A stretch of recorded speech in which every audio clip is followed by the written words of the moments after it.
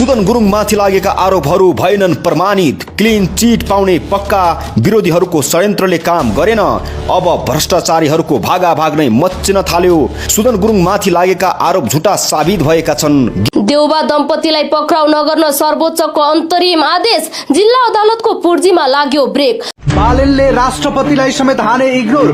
गणतन्त्र दिवसका दिन सम्बोधन नगर्ने।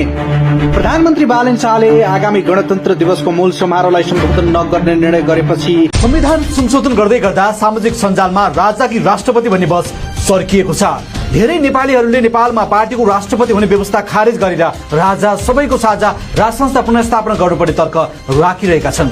संसद हल्लाउने गरी विपक्षीको मुखमा बुझो लगाउने गरी धुम धडकाका साथ बोल्ने भए बालेन। न्यायाधीशहरूको सम्पत्ति सार्वजनिक गर्न राजसभाका सांसदले गरे माग। भारत भ्रमणमा जाँदै प्रधानमन्त्री बालेन परराष्ट्र मन्त्रीले गरे भ्रमणबारे यस्तो खुलासा। प्रधानमन्त्री बालेन शाह पनि अरू नेताहरू जस्तै भारतको भ्रमण जाने भएका छन्।